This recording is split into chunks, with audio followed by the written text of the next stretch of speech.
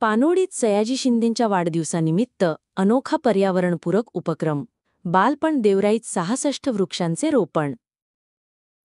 संगमनेर तालुक्यातील पानोडी येथील बालपण स्कूल अँड ज्युनियर कॉलेजमध्ये प्रसिद्ध अभिनेते आणि निसर्गप्रेमी सयाजी शिंदे यांच्या 66व्या वाढदिवसानिमित्त विविध पर्यावरणपूरक कार्यक्रमांचे आयोजन करण्यात आले.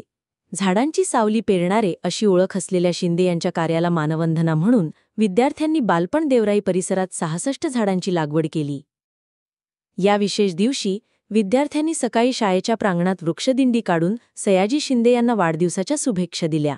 त्यानंतर विविध प्रकारच्या झाडांच्या बिया गोळा करण्याचा उपक्रम राबवण्यात आला. या गोळा केलेल्या बिया सयाजी शिंदे यांना वाढदिवसाची भेट म्हणून पाठवण्यात येणार आहेत.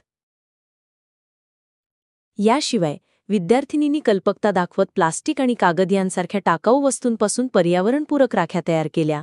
या राख्यांवर बियाणांचे सुशोभीकरण करून त्या सयाजी शिंदे यांना भेट म्हणून दिल्या जाणार आहेत.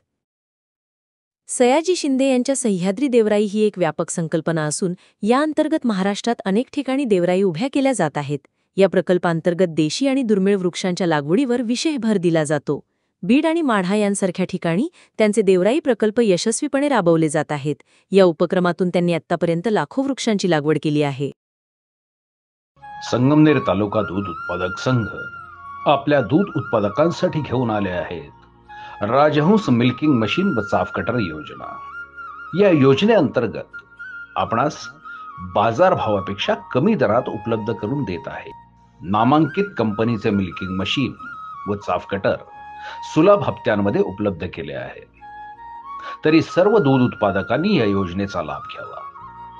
अधिक माहितीसाठी संपर्क करा संगमनेर तालुका सहकारी दूध संघ, पशुसंवर्धन विभाग, अमृतनगर, संगमनेर.